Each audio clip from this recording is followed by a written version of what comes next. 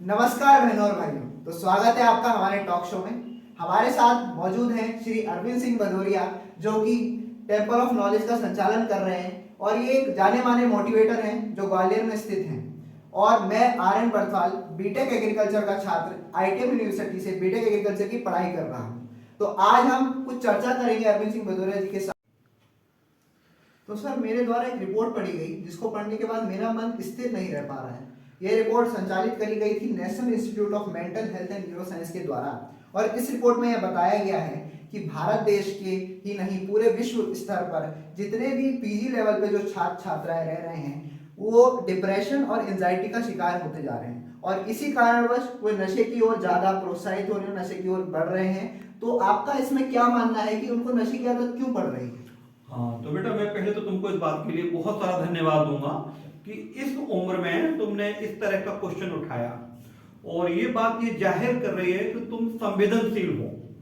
क्योंकि संवेदनशीलता हम अपने आसपास जब कोई घटनाएं देखते हैं और उस घटनाओं में हमें ऐसा लगता है कि कुछ ठीक नहीं हो रहा, तो हमारे अंदर एक संवेदनशीलता है, तो हम उस बात को रखते हैं। तो आपने जो क्वेश्चन रखा वो क्वेश्चन एक्चुअल में उसका जो आंसर है या उसका जो हल है वो आज के लिए बहुत जरूरी है। तो सबसे पहले मैं ये बताऊंगा कि यदि हम बहुत ध्यान से देखें तो जो बच्चा है, एक्चुअली बच्चा तो बिल्कुल प्योर है, वो नशा जानते ही नहीं है। तो हम ये देखें कि वो बिगिनिंग कैसे कर रहा है नशे की। तो बिगिनिंग में हम देखते हैं कि छोटे बच्चों को देखें वो सिगरेट पीने लगते हैं। तो सिगरेट उनकी आदत में थोड़ी थी, या वो बियर पी रहे हैं वो उनकी आदत में थोड़ी थी, वो उन्होंने अपने आसपास देखा लोगों को और देखने के बाद उनके मन में ये भाव आया कि हम भी ऐसा करें। तो एक्चुअल में जो पेरेंट्स हैं वो पेरेंट्स यदि ऐसा नहीं कर रहे तो बच्चा भी नहीं करेगा।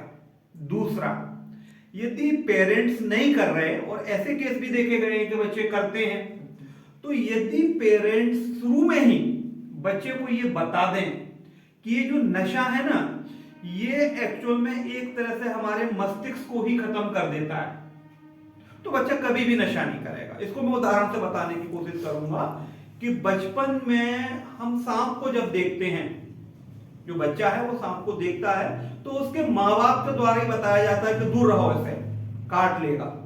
तो ये चीज फिर उसकी जिंदगी में रहती है, पूरी जिंदगी भर तक उसके दिमाग में रहता है। तो इसमें एक्चुअल में जो कारण है, उस कारण के पीछे जो एक बड़ा कारण है कि जो पेरेंट्स हैं उन्होंने कभी इस चीज पे ध्यान नहीं दिया। एक चीज तो ये हो गई। दूसरा जो एक बड़ा कारण है, जो बच्चा है वो बच्चे का जो मस्तिष्क है वो तो एक्चुअल में एनर्जेटिक है, उस मस्तिष्क को काम चाहिए।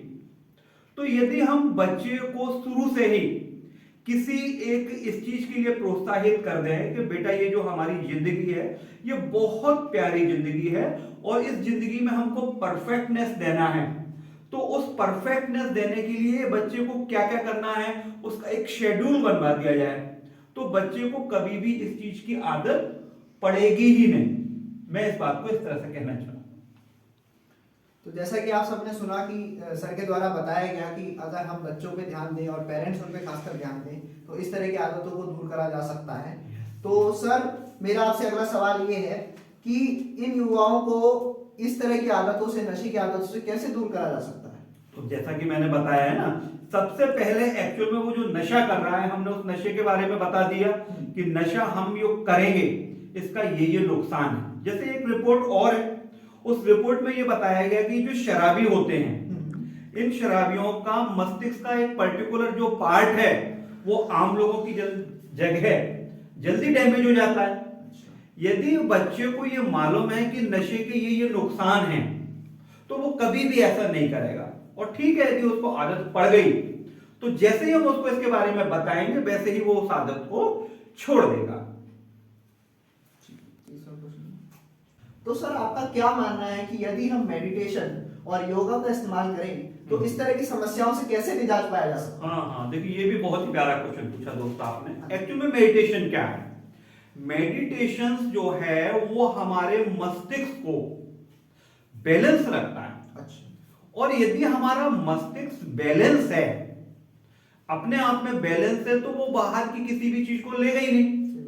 एक्चुअल में हम बाहर की चीजों को कब लेते हैं, यदि हम इसको देखें, इसको मैं एक उदाहरण से बताने की कोशिश करूंगा कि मैं अपने घर में मैंने खाना खाया और खाना मेरे इंटरेस्ट का नहीं था, तो मैं बाहर जब जाऊंगा तो मेरा मन ऐसी दुकानों की ओर अपने आप ही चला जाएगा जहां पे स्वादिष्ट खाना मिल रहा है।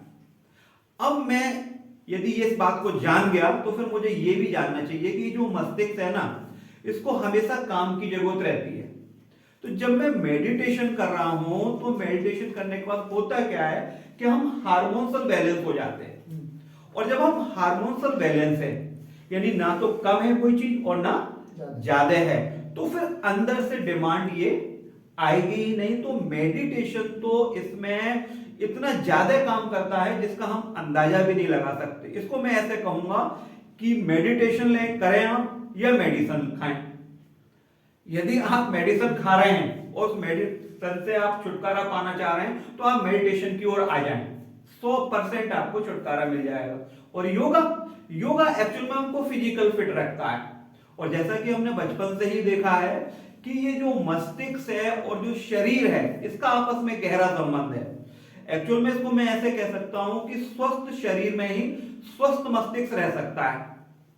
तो मुझे मस्तिष्क को स्वस्थ रखने के लिए शरीर को स्वस्थ रखना ही पड़ेगा। तो ये जो योगा है ये इसमें बहुत ज्यादा काम करता है। तो सर अंत में मैं आपका बहुत बहुत धन्यवाद पेश करना चाहूंगा कि आपने मेरे तीनों प्रश्नों का बहुत ही खूबसूरती से जवाब दिया।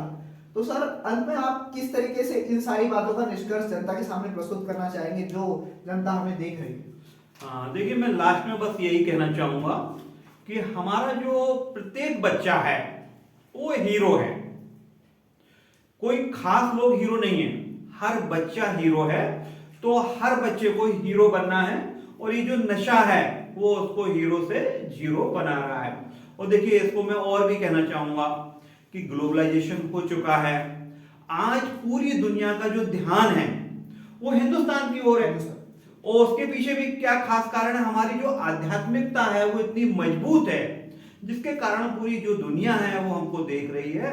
तो मैं अपने बच्चों से बस यही कहना चाहूंगा कि बच्चों, तुमको कुछ प्रेजेंट करना है, तुमको ही सब कुछ रिप्रेजेंट करना है, तो तुम बिल्कुल हीरो की तरह से जियो। तो इससे सोसाइटी को बहुत बड़ा लाभ होगा। Thank you.